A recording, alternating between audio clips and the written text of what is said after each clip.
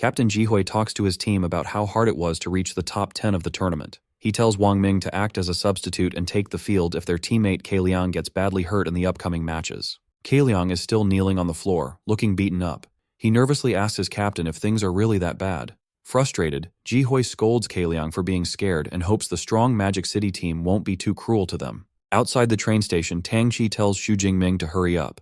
Xu Jingming checks his phone, pauses, and casually says he is still waiting to pick someone up. Tang Chi gets curious and asks who he is waiting for. Xu Jingming smiles and says he is waiting for his girlfriend.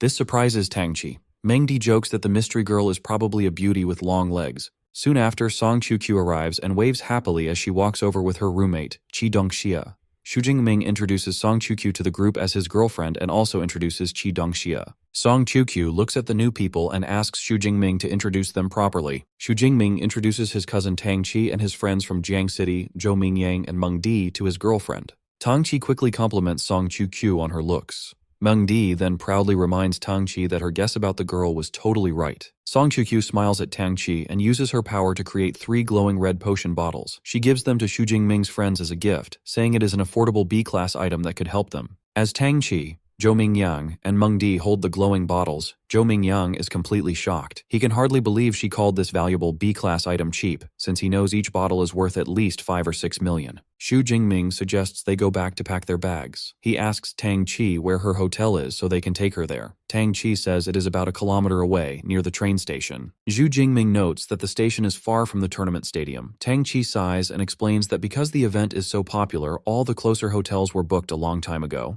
Thinking the distance is a problem, Song Qiuqiu jumps in and mentions she has a few villas near the stadium. She invites Tang Chi to stay with them to make things easier. Zhou Mingyang starts sweating as he listens. He knows Qingshu City is a rich area where villas cost hundreds of millions and are very hard to buy. He is amazed by how wealthy Song Qiuqiu's family must be. Tang Chi politely accepts the offer and says sorry for the trouble. Song Qiuqiu warmly tells her that Xu Jingming's cousin is like her own family, so it is no trouble at all. Song Qiuqiu takes out her phone and calls Uncle Hua, telling him to come pick them up. Soon after, a line of luxury cars stops by the road. Several men in black suits and sunglasses get out. The head bodyguard, Uncle Hua, respectfully calls Song Qiuqiu the eldest miss. Zhou Mingyang and Meng Di are totally amazed. Zhou Mingyang feels the men's energy and realizes even the driver is at least a high tier 3 user. Meng Di thinks that any of these bodyguards would be a huge deal back in their hometown. Acting like it is normal, Song Qiuqiu casually invites a shocked Tang Chi to get into the luxury car. A serious bodyguard holds the door open as Tang Chi nervously gets into the large back seat. Inside the car, Song Qiuqiu leans toward Xu Jingming, asking for praise on how she handled things. He tells her she did a good job, but gently adds that bringing her staff all the way from Sichuan province was not needed. Song Qiuqiu corrects him, saying these guards were already in Qingshu City and she just called them over for a bit. Surprised, Xu Jingming asks if her family's main base isn't at Devil's Cave No. 7. Leaning against his arm, she explains that Devil's Cave No. 7 is just their main area, but the strong Song family is active in all the other major caves too. Hearing this, Xu Jingming thinks about how scary the power and wealth of a great grandmaster family really is.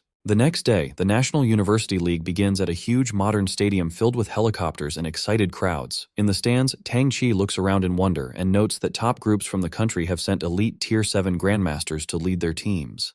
Song Qiuqiu points out that the tournament is the best place to find new talent, so no major power would skip it. Fireworks go off in the sky above the large, open stadium to start the tournament. On stage, the host, Feng Lei, welcomes the loud crowd and begins introducing the 10 universities for the team matches. He starts by introducing the defending champions, Qingjing Ability University, followed by Jing University, as the strong teams walk out. Feng Lo then hypes up the entrance of the team that got second place last year. With a loud voice, the host announces Magic City Ability University. Led by their captain Xu Jingming, the team walks onto the field looking confident and focused. The introductions keep going smoothly as Feng Lei calls out the next team to enter. Many other strong university teams walk into the large arena and take their spots on the field under the bright lights. Finally, the host introduces this year's rising team, the Baishan team. Captain Jihui leads his serious squad out of the tunnel, including the recently beaten Ke Liang. When all teams are ready, Feng Lei explains the event rules. There are 3 parts: the team match, the individual match, and the survival match. He says the team and individual games will happen first before moving to the exciting prize announcements.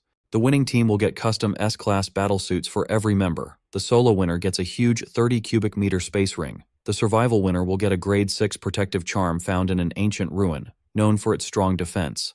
The amazing prizes shock the audience. People in the stands are amazed by how generous the organizers are. They talk about how crazy expensive it is to give out full sets of S-class battlesuits and agree this will make the fights harder than ever. Down on the field, Xu Jingming smiles with confidence. Listening to the prizes, he thinks that these rewards are exactly the top items he needs. Moving things along, Feng Le explains the rules for the team match. Every university must fight the other 9 in a single round. There will be 5 matches each day over a tough 9-day period. Building the excitement, the host points to the large screen to show the opening match. The board lights up, showing the first fight of the tournament, Magic City Ability University against Baishan Ability University. Soon, a blue energy shield flashes across the arena to show how the safety system works. Feng Lu explains that a smart energy shield will automatically turn on to protect any fighter facing a deadly attack. But he adds that using this shield means you are kicked out of the match right away. With the rules set, he calls the first 2 teams to the stage. In the stands, the crowd is excited for Magic City's first match. Some people talk about the team's famous S-rank fighter, but others doubt him, thinking his lower Tier 3 rank will make him weak in real fights.